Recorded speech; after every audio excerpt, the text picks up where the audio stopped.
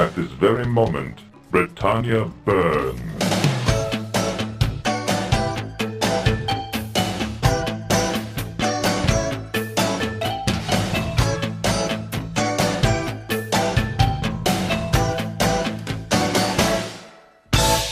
Going back to Martian Dreams, where actually you conjure an M60 machine gun out of dream snot. That happens. Technical term. I'm not lying. That happens. Yeah, that game, by the way, is a game I haven't mentioned in the series yet, but I will. That game is about the Avatar going to see Warren Spector. Literally. It's Warren. His Dr. Spector. No, yeah. You see Warren Spector because, well, when you're the Avatar, you can just go see Warren Spector, because, yeah, sure. So, yeah, you get a letter from the past telling you need to go into space, like right now. So you're the Avatar, and you go, okay. So then you go on the rocket ship, you get fired into space, and on the rocket ship is Warren Spector and Sigmund Freud. And so now you go on a Martian adventure with Warren Spector and Sigmund Freud. So once again, I must ask the mushroom question. And two, why had I not heard of this game until why was I so scared of this game? Because it sounds like the most awesome game ever. Yeah. Is going on Mars and killing things with Sigmund Freud and Warren Spector. Well, but what's also interesting about that is that this whole kind of Victorian science is actually something that is near and dear to my heart. I mean, if you look at the decorations in my house, there is truly historical stuff like medieval arms and armor. Mm-hmm. There's truly futuristic stuff like spaceship parts and spacesuits. And then there's this interesting other thread that goes through this, and it goes through some of the automatons I collect. It goes through a lot of these quack medical devices I collect, and it goes through a lot of art. These kind of these artists that make these found art pieces that often look kind of Victorian, sciencey, but quacky all at the same time. And even though there's this steampunk term that is common these days, but also commonly hated these days, it's either loved or reviled. But long before those terms were ever assigned, I actually found a lot of stuff to be incredibly compelling. I find Victorian scientific apparatus to be, you can pull it apart and look at the pieces, and it's very, very inspirational. And so when Warren decided to help lead the Martian Dreams project, we were all very excited about it. And this was before the word steampunk ever came up, but it's sort of a steampunky kind of thing in a sense. And it's a cool way to get both history and a little bit of technology all wrapped together.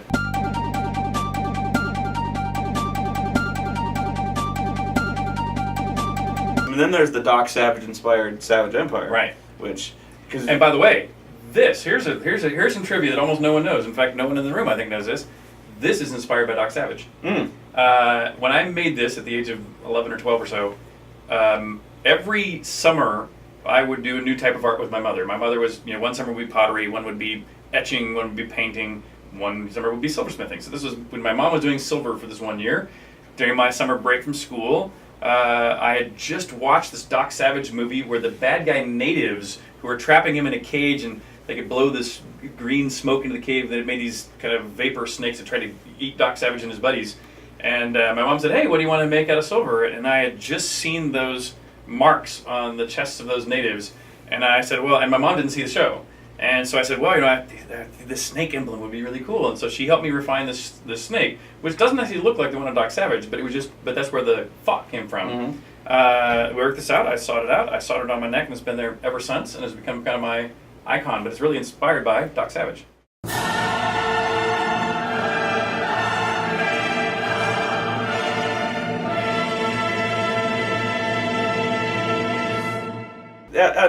Speaking of children, why do you hate children so much? I love children. I don't know why you think I have this thing for children. You love dead children. You love dismembered children. I do love dead and dismembered children also. Because this happens. This is a common theme in your games with the violent and brutal axe murdering of children. That's right. And it probably does deserve a little explanation. So this actually goes back to Ultima 4. I know. So in Ultima 4, there were lots of tests of your virtue. And there were lots of things that looked like tests to your virtue, even if I didn't have enough sophisticated code to actually be a test. And so when I was making dungeon rooms, which could have there was no test of your virtue in any dungeon room, because the code didn't exist. Okay. But yeah, you screwed me then. Yeah, so I knew you'd behave as if I made the room look right, you would think it was a test. And so For example, I built a room with what looked like doppelgangers of your whole team on the other side. Yeah. And in fact, it wasn't a test, but I knew you might go, oh, should I kill them or shouldn't I? Maybe there's some moral quandary here. I remember. But in fact, they're monsters, so just kill them. And I made another room where there was a lever in the middle of the room, cages in the corners full of children. But anything in a dungeon room, by the way, is a monster. Any living thing is, by the code's definition, it can be any icon I want. Remember, there were the floors that moved around and attacked you, even in Exodus. I remember this, yes. Yeah, so that was just getting desperate for what new monsters you could come up with. I have no room for icons. No icons left. The floor is a monster. And so these children were monsters. And when you pull the lever, the monsters are surrounding you and attacking you. And I thought, oh, you're supposed to be the Avatar. You'll probably worry that you're going to lose some points right here before the very end if you kill the children. But I knew they were monsters, so go ahead and kill them. And that's sick, dude. But one of our QA testers saw that room and wrote a letter to my brother. And my brother came to me with this letter and goes, Richard, what have you done? And I'm going, what do you mean, what have I done? And he shows me this letter where the QA tester goes, I refuse to work for a company that so clearly supports child abuse. And Robert's going no, not abuse. Murder. But Robert's going like, what did you do, Richard? And I'm going, I don't even know. And so we have to do some research to find out that he's talking about this room. And my brother's going, Richard, you've got to take it out of the game. And I'm going, Robert, I can't take it out of the game because I've actually provoked an amazingly strong emotional reaction. This is exactly how I got, not exactly how, but this is how I got started doing the videos, is because I provoked an emotional response. It was negative. But it's okay. But people were watching. But exactly. And so I was very proud of the room. My brother and my mother and my father all tried to talk me out of keeping the room in the game. I refused to take it out. We shipped it in the game, and no one ever commented on it, ever. Yeah. But ever since then, I've sort of pushed the line a little farther. And so with Ultimas 5 and 6 and 7, not only did I always include the homage to the Room of Killing Children, but I often tried to find a way to up the ante as much as possible. Yeah. And so there'd be times you'd pull a lever, and instead of opening the door for the children to come get you, you would open the door between a monster and the children, and therefore you would be responsible for the death of the children. I missed this one. Where was this? This was in 5? Probably 5. Oh my god! And then there's one where you pull a lever and the trapdoor opens beneath the building and you dump them all onto the lava. What? Then there's the Children of the Corn. Yeah, the Children of the Corn one. So you go out into the mushroom field and the zombie children all come at you and you have to kill off all the children. I missed the lava. That's horrible. Yeah, so there's ones for every Ultima has one. And but by the way, there's a woman who worked for us on Tabula Rasa. Her name is Susan Kath. Susan. And Susan was in charge of making sure that in Tabula Rasa there was the homage to killing children. You're in charge of this, and, Susan. And she didn't do it. She wouldn't do it, or she didn't do it, or she wouldn't do it? She didn't do it. She wouldn't do it and didn't do it. Okay. I kept telling her to do it, and she just never did do it. And so the game shipped without it. And so I'm pissed. And so Susan, we're coming for you. I want this woman dead. You will die gloriously along with the children in this game. And Richard shipped a special patch to the game that day, adding the children killing. Yeah, there's a movement to like a user group is trying to bring Tabula Rasa back online as a user community. I'll make sure they put back in the children. They'll put a special like child army task force, like you know the like Ender's Game, the child army that is trained mercenaries. Exactly. Where it really started pushing the line for me was when you got to Ultima 7 and you see the ritualistic sacrifice on the Forge of Virtue. Mm-hmm. That kid is freaking dismembered, literally, and dissected, and that's not even where it starts getting ugly. Oh, and by the way, wait till you see what we have in store for this game. Oh my god! So for Surround of the Avatar, so I already had. It was funny for me having this discussion with Tracy Hickman, because how do you introduce to your writing partner that you really want to push the lines of comfort and good taste, potentially farther than you ever have, and so we have a plan. In this case, it's my plan. So if you get to this place and you're going like, oh my god, what sick F did this? Blame me, and you'll know when you see it. Oh no! Well, if I can ask, are you shooting for a particular game rating on this one? No. I mean, just gonna let pieces fall with me. Yeah, let the dismembered body parts fall with me. Okay. The Ultima 8 was... Oh, actually, no, going back to Ultima 4, where I was afraid was when the children started attacking you, was not necessarily killing them. I was like, okay, if they're attacking me, it's on them. Okay, Fair. my question was like, if I don't want to kill them and I run, that's not valorous. Oh, good. That's Good. not valorous. So now I'm like, he's making me do this Right.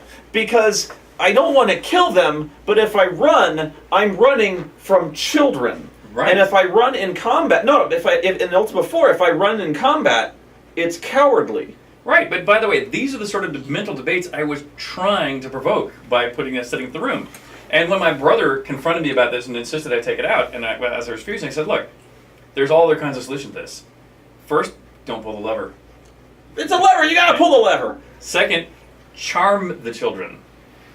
Third, put them all to sleep. Fourth, if you drop your sword, which you actually might kill them in one blow because they're children, and instead you punch them, they will actually go below 25% hit points, and then they will run away from you. Okay? So there's plenty. Just punch the children. There's punch plenty them. of other. Hit them until they flee. Hit them until they flee. But the point is, there's plenty of other options. You don't have to murder the children. Show them the back of your fist. That'll teach them. In Ultima 4, you don't have to murder them, but by the way, in 5 and 6 and 7, you do have to murder them. Remember, folks, show them the back of your hand. Like, don't kill them. Yeah, just child stands up to you. Show 'em what's It probably won't kill them. It probably. Exactly. That is. In 8, you get attacked by a mob of feral children, which I know is one of your favorite moments, where I just like you're just murdering them with an axe, and then I start scrolling the list of virtues up to like Adagio for strings, and I'm like, this is what you've become, just like Right. Which I think is kind of the point of the game, really, but.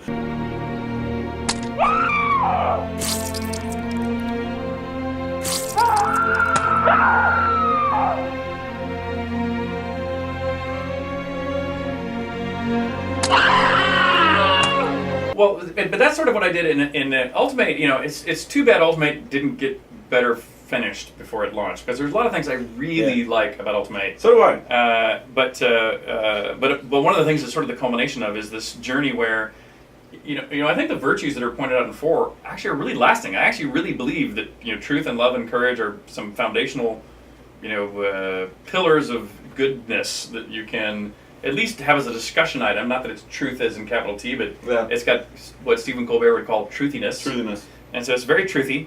But I also like, in each subsequent Ultima, I try to talk about either virtues or social issues with some other kind of twist.